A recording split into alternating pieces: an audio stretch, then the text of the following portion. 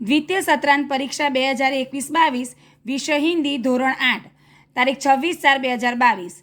निम्नलिखित प्रश्नों के उत्तर लिखिए। डायरी लेखन में किन बातों का स्पष्ट उल्लेख होना चाहिए? तो डायरी लेखन में क्रमबद्धता, संक्षिप्त विवरण, स्थान, तिथि, घटना या तथ्य का स्पष्ट रूप से उल्लेख, इन सभी बातों का स्पष्ट उल्लेख होना चाहिए। बीजू, समस्या आने पर हमें क्या करना चाहिए? तो समस्या आने पर हमें भयभीत नहीं होना चाहिए, शांत और धीरज से समस्या का उचित उपाय खोजना चाहिए। त्रीजू, चुटकुले पढ़ने या सुनने से हमें क्या लाभ होते हैं? तो चुटकुले पढ़ने या सुनने से हमारा मन प्रसन्न होता है, हम हमारा सारा दुख भूलकर खुले मन से हंसते हैं। बड़े लोगों के लक्षण कौन कौन से हैं? तो रहीम कहते हैं कि बड़े लोग सभी कभी अपने मुख से अपनी बड़ाई नहीं करते, वे कभी बड़े बोल नहीं बोलते, वो अपना बड़प्पन कभी नहीं दिखाते, वो कभी अपनी प्रशंसा करते नहीं हैं। बीजू, नीचे दिए कच्छ नहीं देखा तो कुछ नहीं देखा, ऐसा क्यों कहा गया है?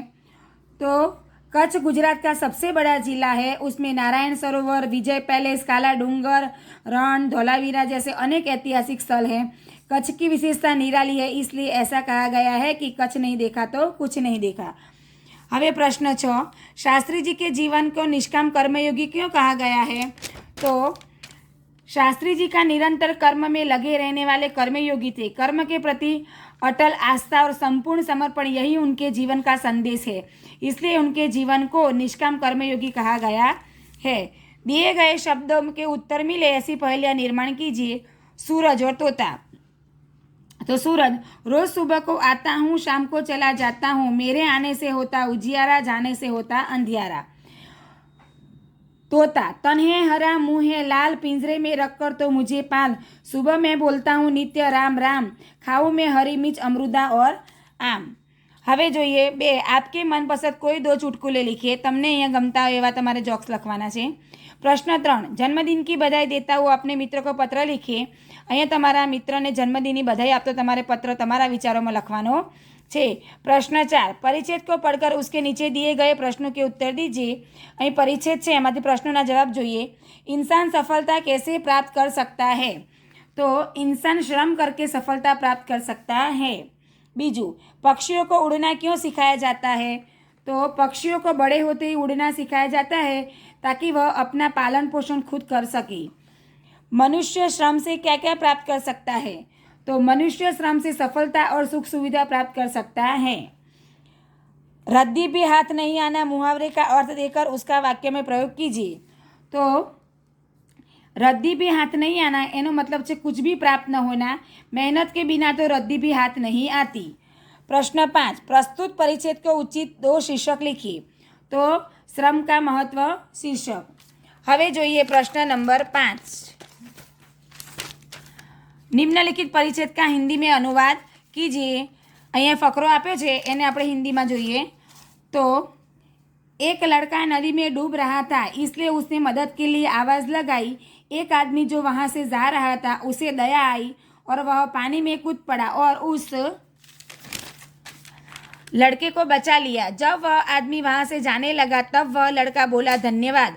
उस आदमी ने पूछा किस लिए? लड़के ने जवाब दिया मेरी ज़िंदगी बचाने के लिए। उस आदमी ने लड़के की आंख में देखा और कहा बेटा जब तू बड़ा हो जाए तब यह सार्थक करना कि तेरी ज़िंदगी बचाने लायक थी। हवे જોઈએ प्रश्न नंबर 6, निम्नलिखित वाक्यों में से विशेषण ढूंढकर उसका प्रयोग लिखिए। आसमान का रंग नीला है, राम थोड़ी चीनी लेकर आया, मुझे 4 मीटर कपड़ा चाहिए, वह आदमी कहाँ जा रहा है, श्याम का वजन दुगना हो गया है। तो पहलू है आसमान का रंग नीला है, तो एमां छे नीला गुणवाचक। बीजू है थोड़ी, तो एमां संख्यावाचक। त्रीजामां 4 आवशे संख्यावाचक, पछी वह दर्शकवाचक अने दुगना संख्यावाचक। हवे જોઈએ प्रश्न नंबर 7, कविता को पढ़कर नीचे दिए गए प्रश्नों के उत्तर लिखिए। અહીં कविता ज आपेली है, एना परथी प्रश्नों जवाब જોઈએ। प्रस्तुत कविता में किस मौसम का वर्णन है? तो प्रस्तुत कविता में बारिश की मौसम का वर्णन है। पंख के लिए इस कविता में कौन से शब्द का प्रयोग किया है? तो पंख के लिए इस कविता में पर शब्द का प्रयोग किया गया है। भीगने से तितली पर क्या असर होगा? तो भीगने से तितली पर जो रंग है वो धुल जाएगा।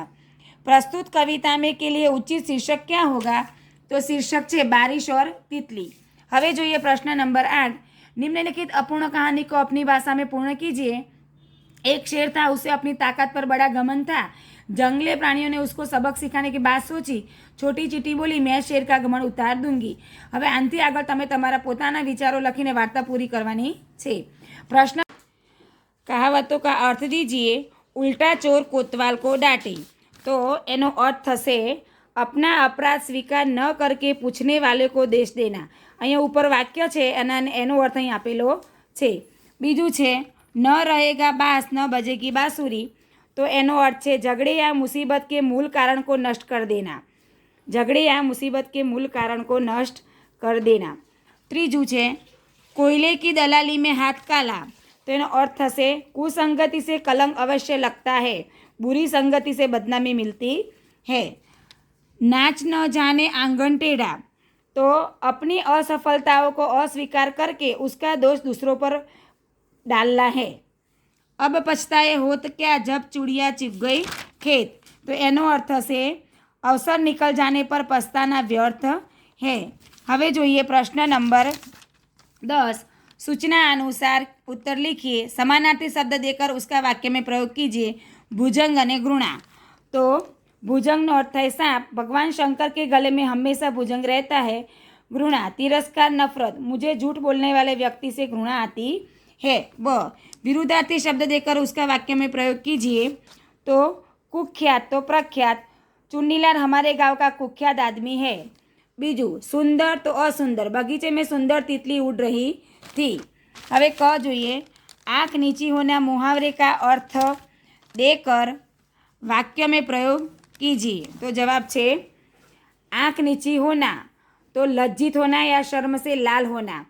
झूठ पकड़े जाने पर पप्पू की आंख नीची हो गई। હવે પ્રશ્ન નંબર 11। સૂચના અનુસાર લીખીએ। આ બંને પ્રશ્નોમાં તમારે પોતાના વિચારો લખવાના છે। વિભક્ત परिवार अच्छा या संयुक्त परिवार क्यों? आपके गांव में बाढ़ जाए तो उस समय आप क्या करेंगे? गांव छोड़कर चले जाएंगे, गांव वालों की मदद करेंगे? अपने विचार लिखिए। અહીંયા પોતાના તમારા વિચારો લખવાના છે। તો એ મારો વિડીયો પૂરો થાય છે। જો આપને મારો વિડીયો ગમ્યો હોય તો લાઇક અને શેર કરજો અને મારી ચેનલને સબસ્ક્રાઈબ કરજો।